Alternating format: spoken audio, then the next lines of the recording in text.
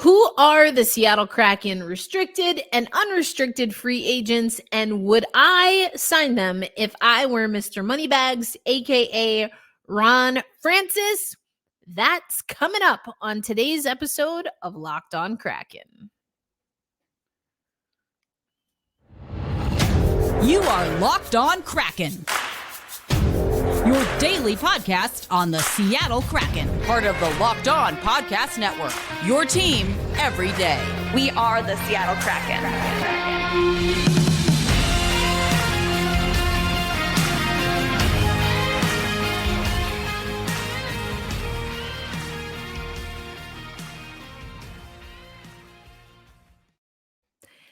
Hey, what do you say, Seattle hockey fans? Welcome to another episode.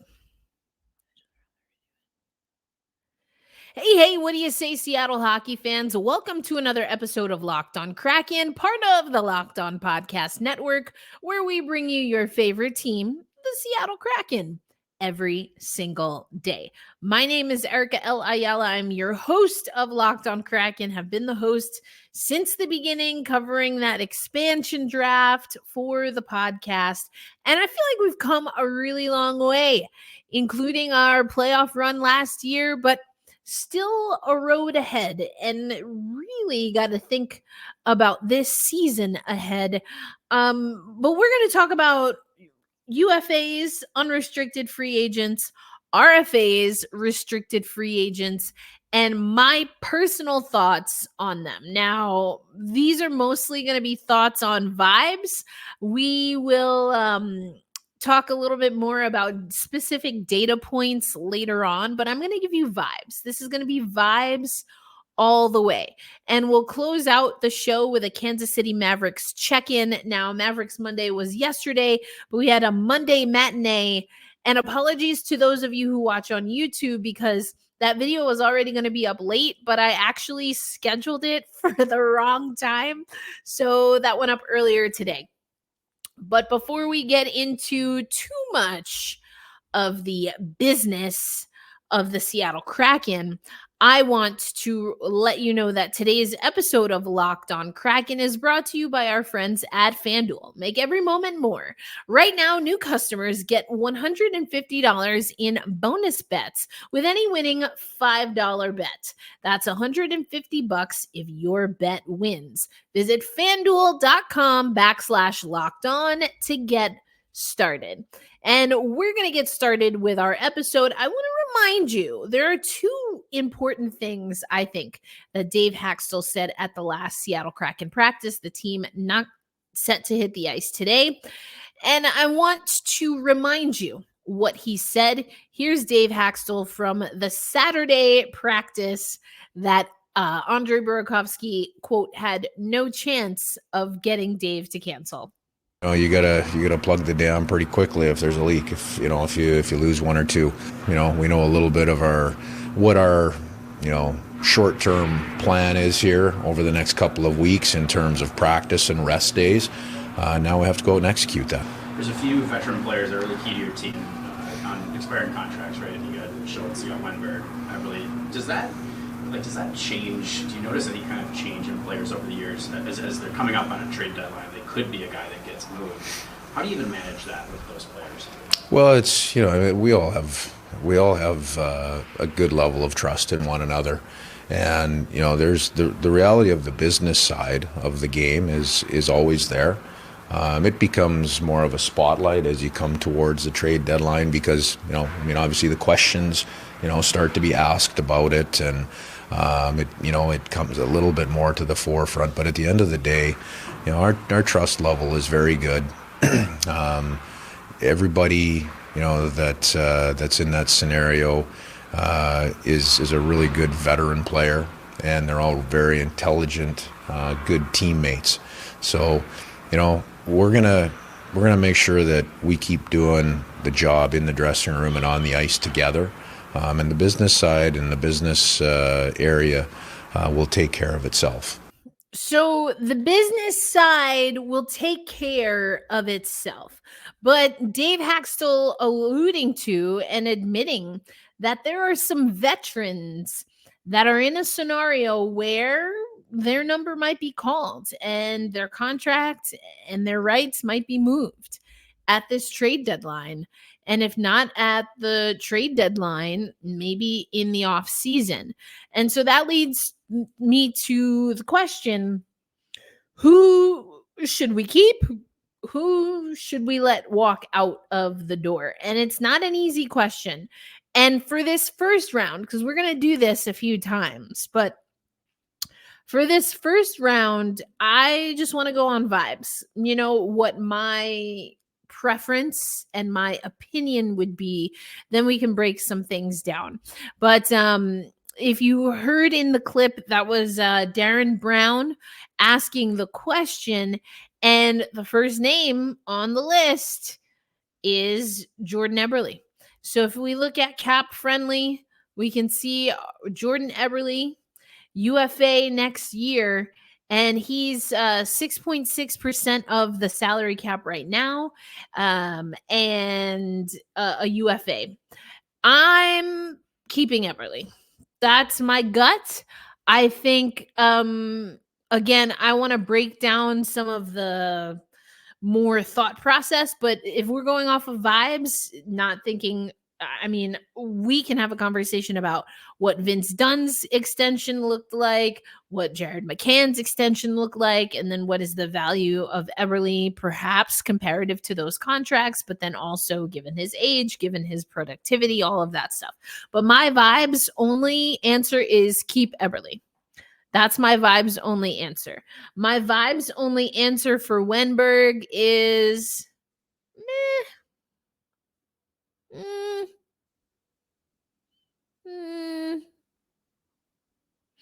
I think if we can find some money to get back in the bank for Wenberg, I would be down for that. That being said, if we move Wenberg, is Shane Wright ready? Shane Wright, he suffered an injury a couple of days ago.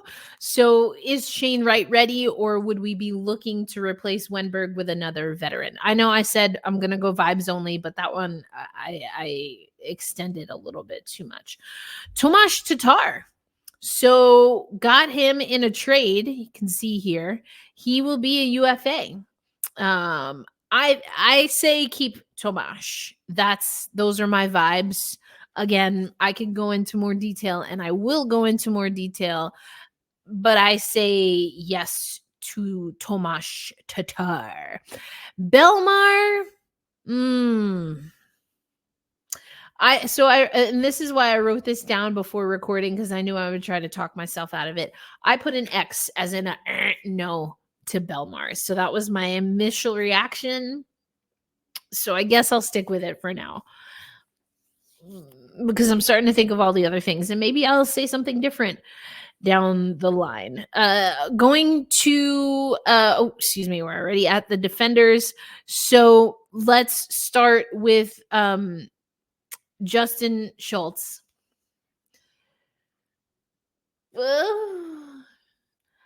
I didn't put a mark for Justin Schultz on my handy dandy notebook. I think that's because I was kind of like, I'm not sure. I'm not sure about Justin right now.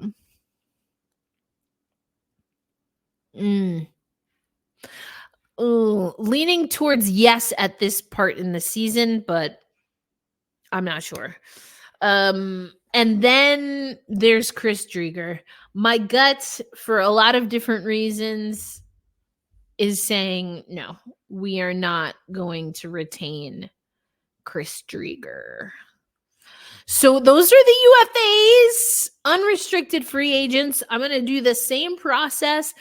Initial reactions, vibes only on how I feel about some of the RFAs, or the restricted free agents. That's coming up on today's episode of Locked On Kraken.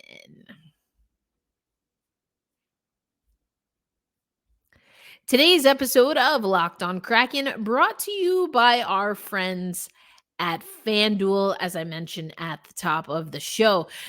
Get buckets with your first bet on FanDuel. America's #1 sportsbook, because right now new customers get $150 in bonus bets with any winning $5 bet. That's $150 if your bet wins. You can bet on quick bets that you can find on the app or on the website, live same game parlays, exclusive props, future bets, which we've talked about on the show, and so much more. So visit FanDuel.com/locked-on and shoot your shot. FanDuel, the official sportsbook partner of the National Basketball Association. Thanks as always for making Locked On Kraken a part of your daily destination. Want to remind you that Locked On Kraken has started the first ever national YouTube channel, 24/7 sports streaming channel, also available on Amazon Fire TV in the Fire TV channels app. Locked On Sports Today is here for you 24/7, covering the top sports stories of the day with local experts of Locked On, plus all of our national shows, including Locked On NHL, which will have the women's hockey spotlight this coming Friday. Find Locked On Sports Today now, available on the free Fire TV channels app. And of course, you can also listen to Locked On Kraken on the Sirius SXM app. So go check it out. Just type in Locked On Kraken, Locked On NHL, Locked On Sports Today, and that's where you can find it. All right, let's go back to Cap Friendly. Now we're going to go through some restricted free agents for the Seattle Kraken. This is only thinking about the 24-25 season. So you can see we don't have any RFAs for the defenders in 24-25. So we'll hop back up to our forwards. First one on the block, Kyler Yamamoto. Kyler Yamamoto, I put a question mark next to, though perhaps leaning towards no. Liked the productivity early in the season. It wasn't giving what I think it needed to give with consistency, which again is a challenge for the Seattle Kraken. At least I believe it's a challenge for the Seattle Kraken. The next on the list, Ellie Tolvanen. Heck yes. Yes. That's my answer. Heck yes. Maddie Beniers. Yes. So that was pretty easy. The RFAs were pretty easy. Where it becomes complicated, of course, is where they fit in. And that's why I wanted to give you my gut reaction, all of vibes, not thinking about the math. But again, Vince Dunn, I kind of went in on Vince Dunn on yesterday's episode. Again, it went up technically early this morning on YouTube, but 7.35 mil, 8.8% of the cap, and just the lethargy. It was very strange. I mean, a part of me hopes almost that he just wasn't feeling well. Maybe he's still got a little bit of a bug. I still have a little bit of, my throat's not quite where I'd like it to be coming off of a cold. So, I don't know. That was a strange game for Vince Dunn. But his contract right now on our books is the premier contract. And so there are guys, I mean, if I was an agent, I would do this for my players, looking at what contracts the Seattle Kraken have given out and make a case on whether your productivity, whether your contributions are better at par with, or, well, I guess you wouldn't say worse, but I think that's what both sides are going to do. As far as the cap hit right now for the Seattle Kraken, you can see the projected cap hit per Cap Friendly, 82 mil, 82.6, and projected cap space is about $1 million. Current cap space 3.5, deadline cap space 4.9. And you can see that our roster is all full. So definitely some decisions. We're not where we were a year, or certainly not even 2 years ago, where we have a lot of cap space, where we have a lot of assets in the pipeline maybe that we're willing to offload. So those were my fast, quick, and dry. The no's for me right now, at least, are Drieger and Belmar. Although I don't know about Belmar. My question marks, or people that I couldn't really figure out, Yamamoto, Borgen, and Schultz. Like, my immediate reaction, I didn't have one necessarily one way or the other with those guys, and maybe I want to think about it. I guess Wenberg, I don't have a marker for Wenberg, but I believe I just said I was leaning towards no, so I'm gonna mark him as no. And then my absolute yeses between the UFAs and the RFAs: Eberle, Tomas Tatar, Beniers, and Tolvanen. Let me know. Do you agree? Do you disagree? These are vibes only. We're going to break it down numerically. We're going to break it down by what they've done this season in particular, but also for those who've been with the Kraken, what they've done over their Kraken career. We're going to do all of that because we're marching up on the trade deadline. So this is the time to kind of talk about it. But vibes only, initial reaction. For what I want, again, if I were Ronnie Francis, which I am definitely not and don't want to be, like, that sounds like just a lot to be an NHL GM. But those are my initial reactions. Let me know what you agree with, what you disagree with, and what are your vibes saying? I already got from some of our Locked On Kraken insiders, you're thinking the vibes are not great for Eberle. And again, I'm kind of doing this in a vacuum because I think with Eberle, what will come into play is also what we think we can get on the market, both through trade, but potentially also in free agency. So, yeah, interesting. But coming up next, we're going to do a quick check-in with the Kansas City Mavericks, who have been playing pretty well, and we'll go through the standings where they are right now, because next week they will come to Tulsa. At least that's the plan. That game on February 14th, as a matter of fact, was postponed. So they are coming to town next week. We'll get into that as we close out Tuesday's episode of Locked On Kraken. Today's episode of Locked On Kraken brought to you by our friends at Game Time. If you're an everydayer, an OGer, you know I absolutely love the Game Time app. I travel a lot. I'm actually headed to the airport as soon as I finish recording this episode.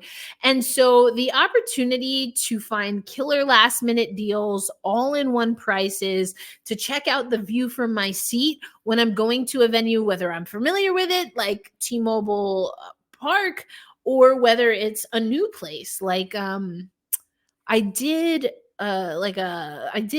Game Time when I was in Chicago. Is it Comiskey now? I honestly don't know. I don't think so, but you know what I mean. Where the White Sox play.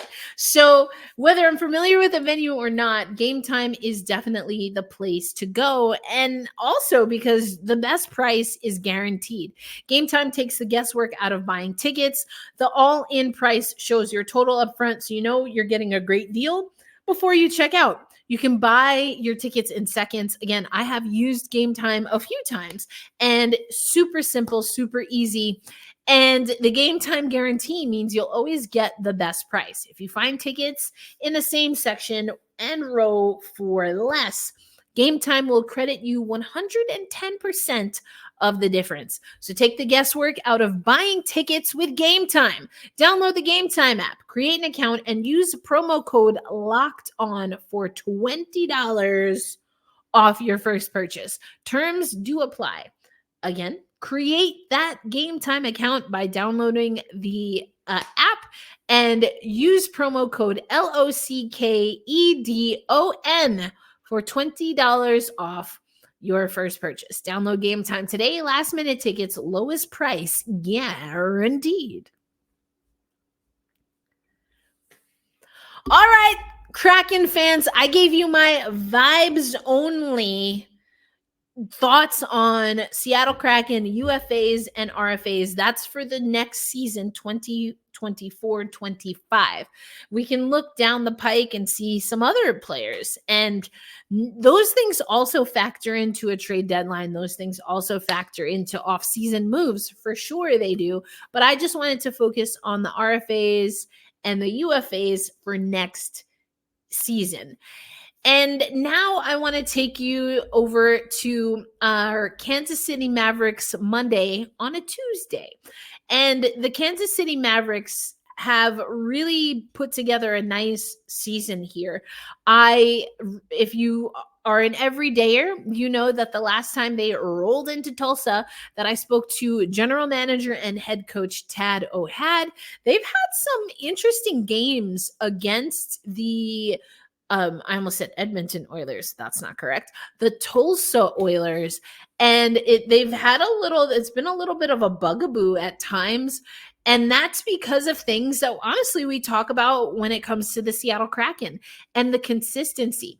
Now, the thing that I love about watching the Kansas City Mavericks is that they really are confident offensively. I think the Firebirds are the same way. That's not always the case with the Seattle Kraken, but the Kansas City Mavericks, and I've mentioned this a time or two before, but one of the first teams to get to 30 wins in the ECHL through 48 games. They are at 36-9-2, and they have one shootout loss. That's a 75 points on the season and a 78% win percentage. Here are some other stats and facts to know about your Kansas City Mavericks, our ECHL affiliate. I told you the record. It's right there. Let me make this a little bit bigger for y'all so you can see. But so this is the record again, the win percentage, goals scored on the power play, 21% clip on the power play, 37 goals scored out of 174. Solid, really solid penalty kill, 100 PKs out of 125 opportunities, 80%. So you can see the goals scored here. I don't have a team to compare them to, but you can see, again, just these numbers in a different way. Leading the charge for our Mavericks, Patrick Curry, number 17, leads the team, 58 points overall. Then you also have Max Andreev, who we've had on the program, especially for those who are a part of our Locked on Kraken Insiders. You got that full interview and you got it first, but I also have played it on the show. He has 12 goals, 38 assists, 50 points overall. It was really great talking to him, his philosophy about coming into the ECHL with a little bit of NCAA experience, particularly where he was at Cornell. And so that's the kind of stuff that I like to get for you when our ECHL team is in town. And, just a few other things here.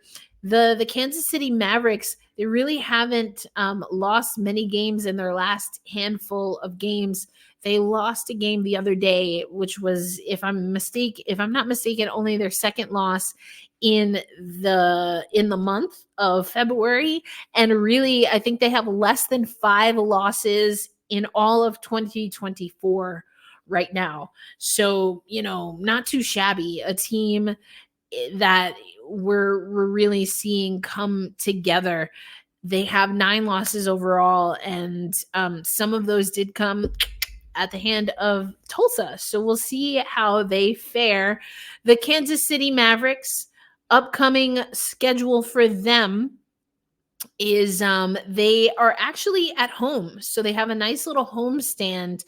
They are hosting the Utah Grizzlies on Friday. They've had some time off too. So I'm sure, Tad O'Had is talking about practice.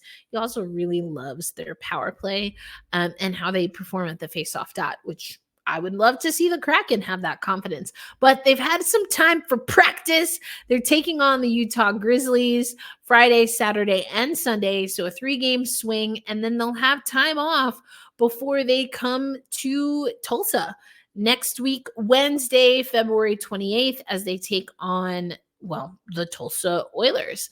And I want to let you know about the Seattle Kraken schedule. So we've got a big one coming up on Thursday versus Vancouver, who just had a very wild, pun not originally intended, but I'll go with it, a very wild loss to the Minnesota Wild. So is that going to be motivation for them? Are we catching them at a good time in their season? Are they a little bit deflated, defeated? Only time will tell. All we know is the Seattle Kraken. For my money, if you listen to yesterday's / early this morning's episode, I want them to be more defensively sound. I did get on Vince Dunn a little bit just because I thought there was some absent-minded plays. We can't afford that in the playoff race. Speaking of the playoff race, before we get out of here, let's take or I'll run you through the standings. And we talked about this the other day, but again, there are games ongoing. We're not playing, but other teams are playing. Right now, the Seattle Kraken sit 5th overall in the Pacific Division, 57 points. We are chasing the LA Kings, who have fallen to 4th place, but have 64 points on the season. They are just behind the Edmonton Oilers at 67 points. Vegas Golden Knight has 70 points. They've kind of ran out of steam, while it's all steam ahead for Vancouver this season, although they are on a 2-game losing streak. The only other team in the Pacific Division that's on a losing streak is, well, the San Jose Sharks. When we look at the wild card, now this is where, again, things get a little wild for the Seattle Kraken. We are jockeying with some solid teams in the Western Conference. The LA Kings, aforementioned LA Kings, are one of them. The St. Louis Blues, the Nashville Predators, just had my squadcast with Ann Kimmel, and we did another episode talking about the PWHL. I didn't run that on Locked On Kraken. I might try to do that maybe on Friday as a bonus episode or something like that, but we'll see. So we're behind Nashville, who right now is in that 3rd wildcard spot. And then the Minnesota Wild have leapfrogged us. Now, that being said, the Nashville Predators and the Minnesota Wild at 58 points. We are actually tied with Calgary for 57 points. Our records are different, but we have 57 points.